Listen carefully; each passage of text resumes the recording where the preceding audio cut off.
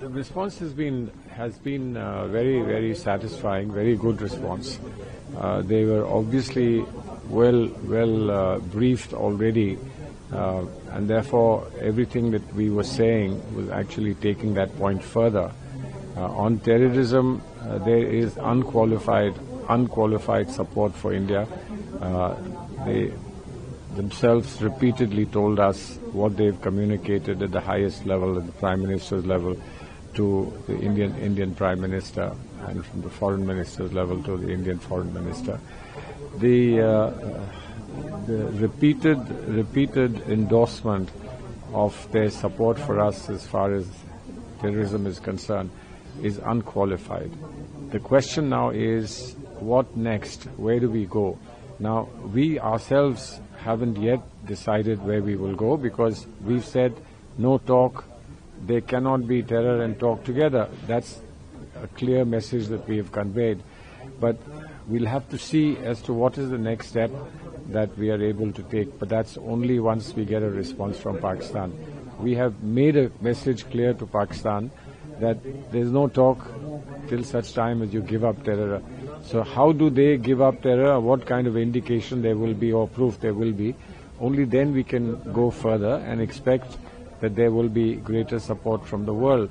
Now, in countries that we are visiting now, today we only want to be sure that they are fully sensitized to our concern and that they are willing to support what is reasonable and what is viable in times to come.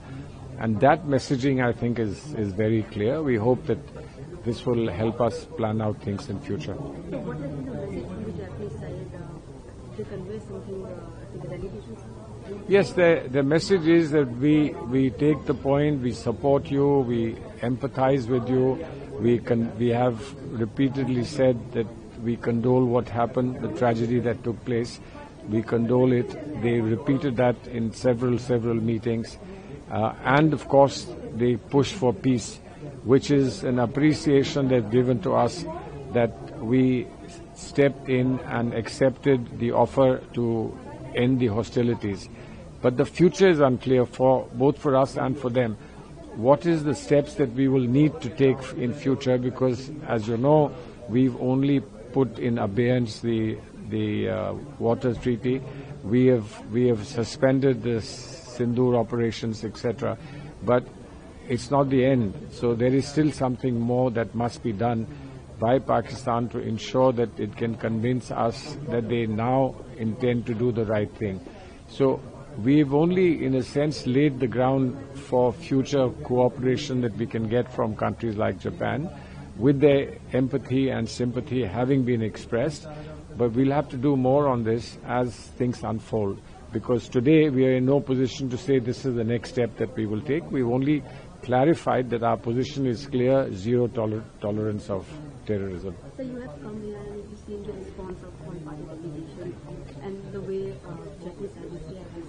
So do you think it was a necessary step, sending delegation? Is it important? Yes, I think so. I think it was important. I mean, our civil servants and our foreign office people are outstanding, and they've already laid the ground for us. But I think it's important.